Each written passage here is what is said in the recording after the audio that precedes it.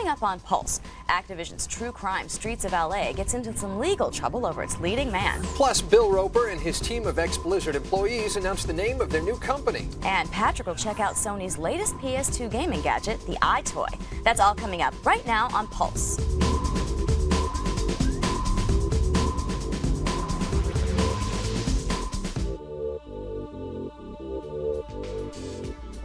Welcome to Pulse, your weekly look into the world of interactive entertainment. I'm Patrick Clark. And I'm Ronnie Lynn Riley. Today, the classic Ultima series is about to get a 9th sequel, and we'll give you a first look. Plus, we've got the latest details on Tony Hawk Underground, straight from the mouths of the people who made the game. But first, Activision gets into a legal brawl over the lead character of its latest game.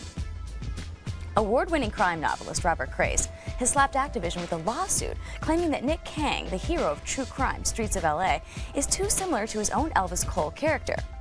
The author is filing for monetary damages as well as the destruction of all material that infringes on his work. Activision's Marianne Latafe released a statement saying, quote, "We cannot comment on pending litigation. However, we are moving forward with our plans to begin shipping True Crime Streets of LA to retail outlets worldwide on November 4th. We'll keep you updated." While M-rated titles like True Crime Streets of LA are geared toward adult gamers, a recent mystery shopper survey by the Federal Trade Commission shows that children are still able to purchase M-rated games on their own. The FTC recruited kids between the ages of 13 and 16 and sent them to try to purchase mature-rated video games, CDs, DVDs, and movie tickets. 69% of the underage shoppers were able to purchase M-rated games. On the plus side, that percentage is down compared to last year's 78%. Looks like someone's doing something right. And apparently, Blizzard has been doing something wrong. Bill Roper shocked the industry in June when he and other key Blizzard staffers jumped ship to strike out on their own. The Diablo series veterans recently revealed the name of their newly formed development company, Flagship Studios. Roper is joined by David Brevik and Max and Eric Schaefer, who were each key players at Blizzard North on the Diablo team. Few details have been released on their first game other than this statement from their website. Our first title promises to give players hundreds of hours of compelling and addictive gameplay, with a strong focus on fostering a vibrant online community. Looks like they won't be straying too far from their Blizzard roots. If the fantasy setting of games like Diablo gets your blood going, then you'll be happy to hear that Origin Systems is hard at work on Ultima X Odyssey, an update for their classic Ultima series. We recently went to San Francisco to check out this week's first look.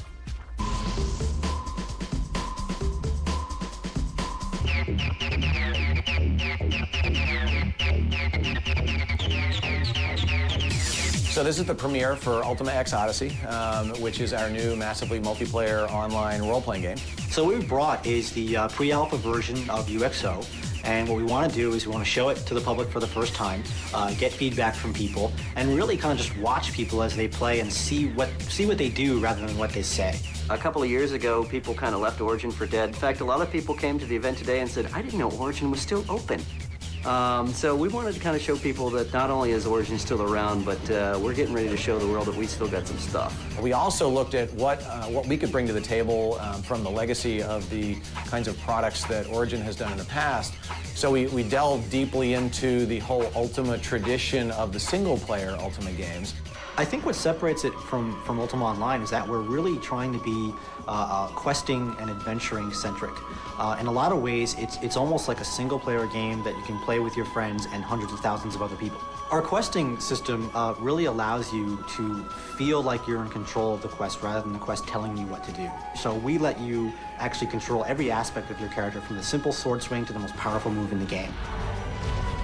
We wanted something that was absolutely current in its style and effectiveness. So we went with some proven off-the-shelf technology, which is the Unreal Warfare engine. We have dueling, so consensually players can decide to get into a duel and engage in PvP combat. And they'll do so essentially in a private area where no one else is involved in that. And in fact, we've had some of that here at the event, and folks are just hooting and hollering and having a great old time with it.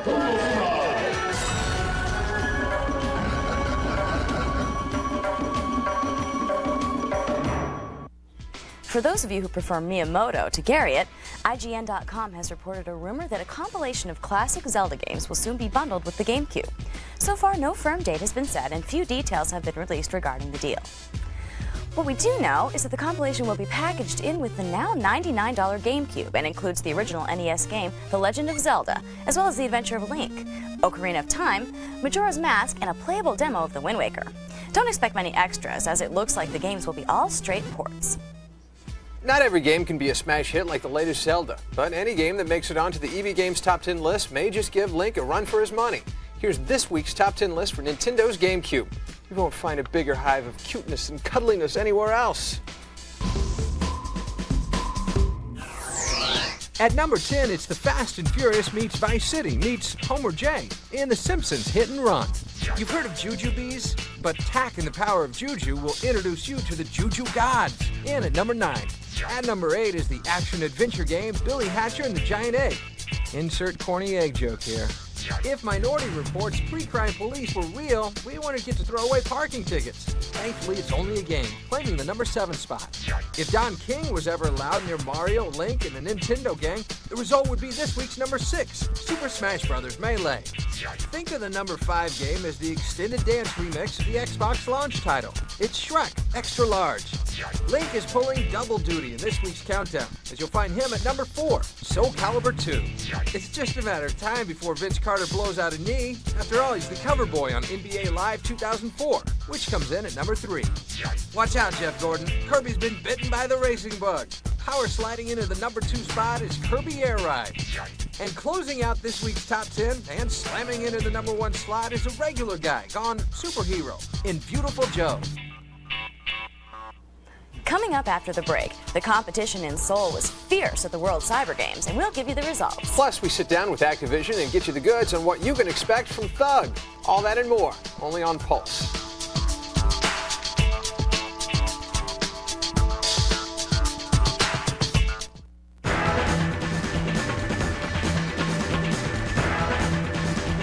What goes up must come down. But apparently no one told that to the makers of the Tony Hawk series. With 4 hit titles already out, it's no surprise that a 5th Tony Hawk game is on the way. We recently sat down with producers of Tony Hawk's Underground and learned that this time it ain't about the Tony, it's about you.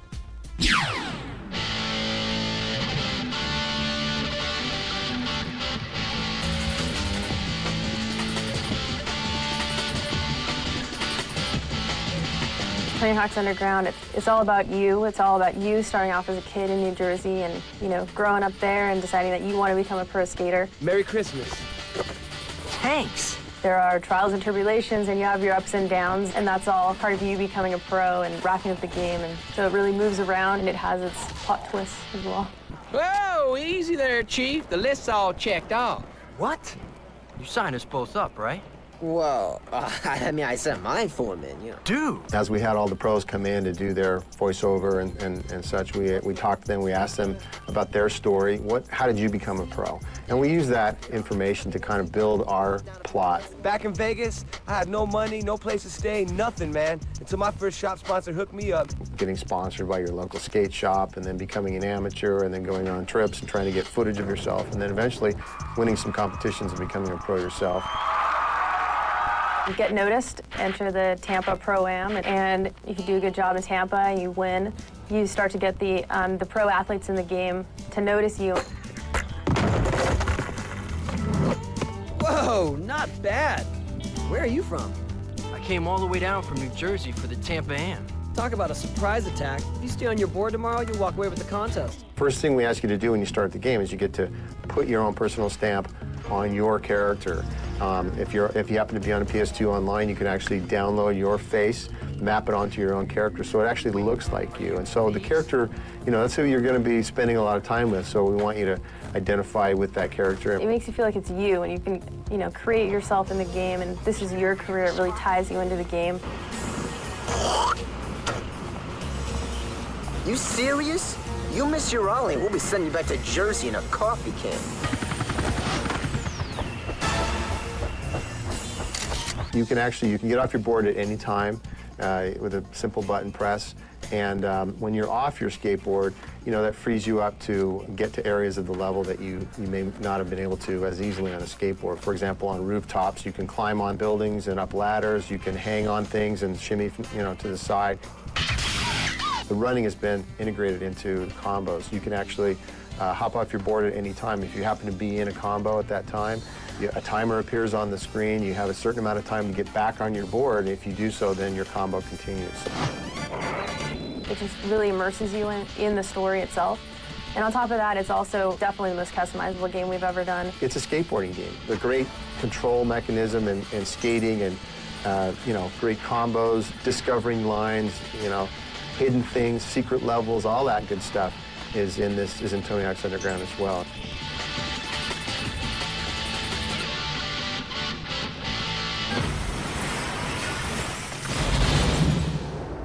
Already got your copy of Thug and still want more Tony Hawk?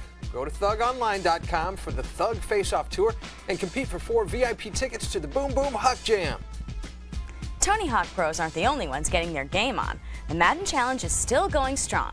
This week, the Playmaker bus stopped in the Sunshine State for some more pigskin madness. Here's Jim Murray for the latest.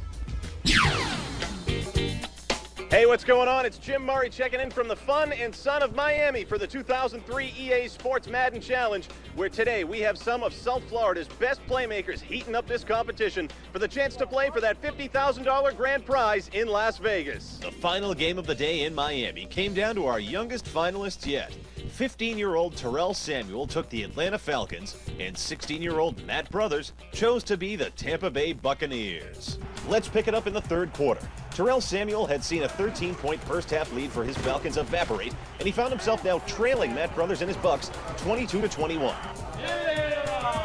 This play, Michael Vick gets sacked by Tampa Bay. The Buccaneers' Nate Webster picks it up, and Matt Brothers takes him to the house for a 29-21 lead. Now in the fourth quarter, Terrell Samuel had come back to tie it at 29 apiece, but Matt Brothers and the Buccaneers had control of the ball and the clock. He moves down the field and sets up for this Martin Gramatica field goal to win the game, and it's no good. Terrell Samuel's got to get into field goal range, and he does so on this deep bomb to Brian Finneran. Terrell Samuel goes for the field goal to win it as time expires for the amazing 32-29 comeback win.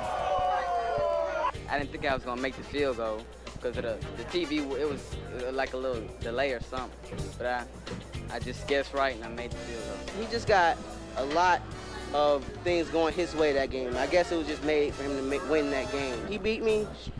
He's a champion. From Red Hot Miami, the Playmaker Express brought us to Raymond James Stadium in Tampa Bay, and that's where our two finalists, Lou Tillery and Antoine Brothers, squared off appropriately enough in a battle of the Bucks. Late in the first half, Lou Tillery's Buccaneers were trailing Antoine Brothers 14-0, and Lou certainly isn't going to find points this way as he throws this pick to Derek Brooks. Antoine Brothers turns the interception into points on this Joe Jeravicious touchdown to end the first half.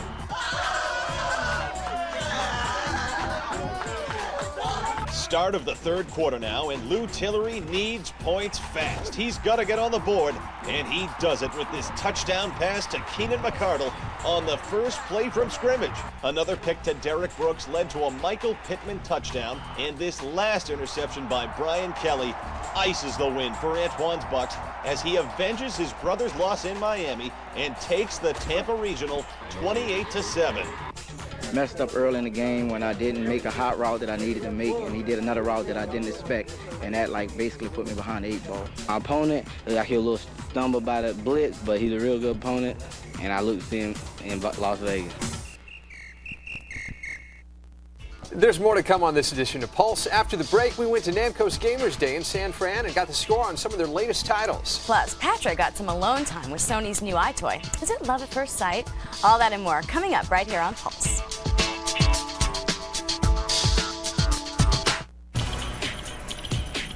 I'm Clayton Watson. You're watching G4 TV for Gamers.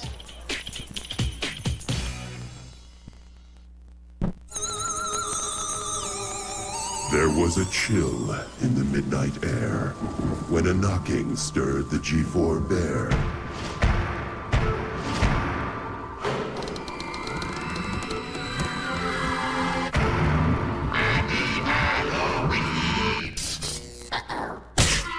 If you think that's scary, wait until you see the Games and Ghouls Marathon. 5 hours of your favorite blood-curdling games, starting Halloween night at 8 p.m.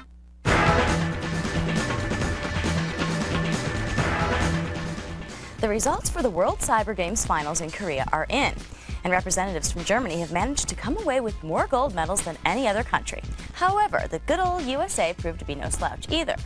Matt Leto, aka Zios, from Allen, Texas, came away victorious in the Halo single elimination tournament and won $20,000. Meanwhile, our own team 3D came in second in the Counter-Strike finals after losing a hard-fought match with Sweden. But it's still a moral victory for them considering they placed 7th last year. We'll have more on the World Cyber Games Grand Finals in the coming weeks. While 20 grand may seem like a lot, it's probably pennies compared to the bling bling that Microsoft has most likely given P. Diddy for a new ad campaign. The hip-hop star's voice will be used for a series of holiday season Xbox commercials. The ads will have Puffy pushing upcoming titles by telling gamers to race an Enzo Ferrari in Project Gotham 2, laugh at Gravity in AMP 2, and face their fears in Grabbed by the Ghoulies. In a recent press release from Microsoft, P. Diddy says, quote, "I'm proud to be the voice responsible for connecting millions to the Xbox brand." From Pac-Man to Soul Calibur 2, Namco is one of the oldest and most respected game developers around. That's why when we heard they were having a Gamers Day to show off their latest titles, we hopped on the first plane to San Francisco. Here's a look at what we saw. This is our Racing Evolution. One of the brand new features is the pressure meter system. This really brings the player closer to real racing action than ever before. As you get closer to your competitors in this racing, you'll notice that a pressure meter bar starts to develop underneath their name. The pressure meter will grow and eventually turn red, which will force them to make erroneous decisions, wrecking their vehicle, making a wrong turn. Just a little more realism into the racing genre than we've seen before.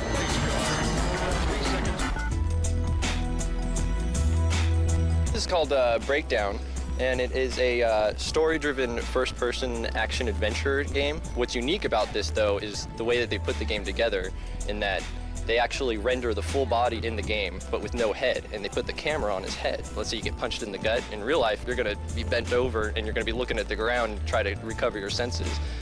They actually do that in this game.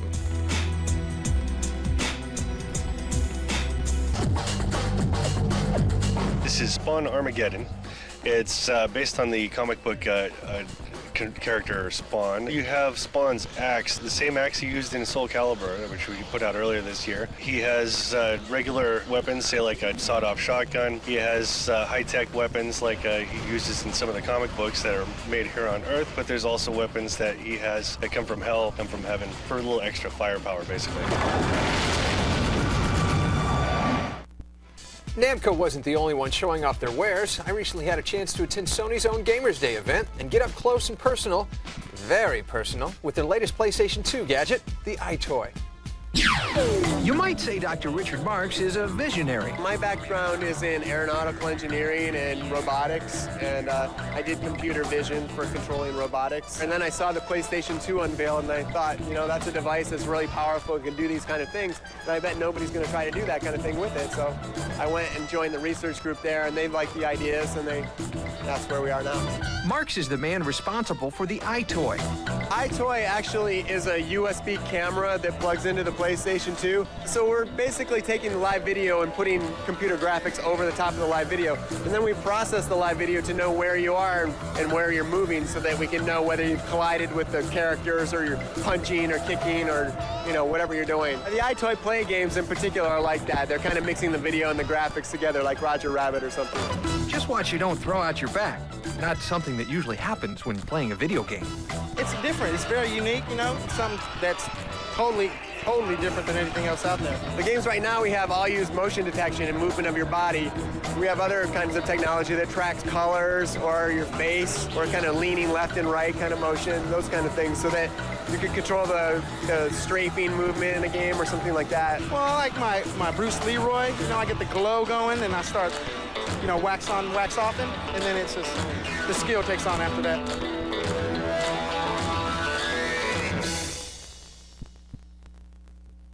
Domo arigato, Mr. Roboto.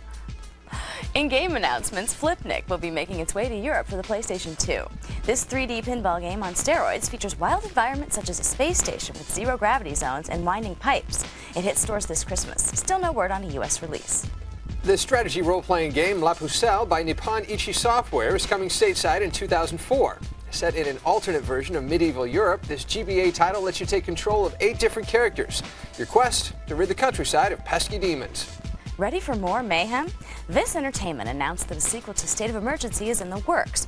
So far, little is known about the game except that it will not be published by Rockstar and that it's scheduled to ship at the end of 2004. In new releases, Team Rainbow is back in action, only this time they're on the Xbox. You'll fill the boots of Ding Chavez as you lead a team of counter-terrorist operatives on missions all over the world, and find out how a guy named Ding turned out to be such a badass. Tom Clancy's latest comes out November 11th. Activision's Call of Duty hits the deck on the PC October 29th.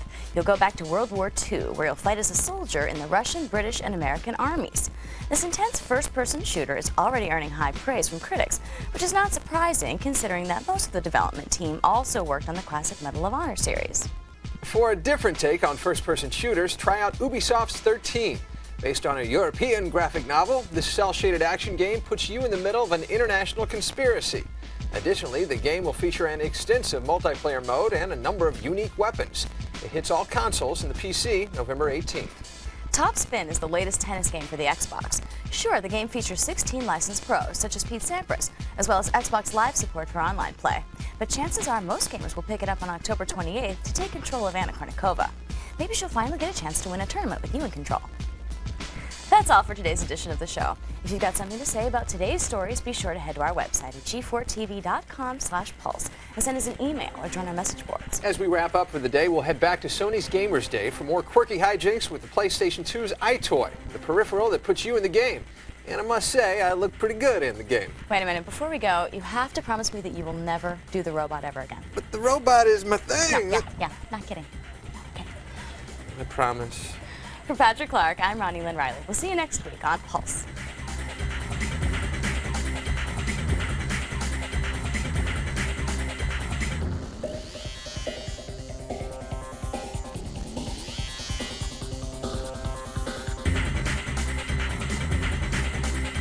Do you think an invention like this will finally get some of these couch potatoes off their duffs? One of the things we're hoping is that some of the kids will get lots of exercise, and I think parents will really like EyeToy because it really does get the kids up and moving, and the game they just announced has a calorie counter built into it. Do people ever confuse you with the singer Richard Marx? Yeah, I used to get that a lot, especially when Richard Marx's songs were all #1. You ever pull that out on the ladies? No.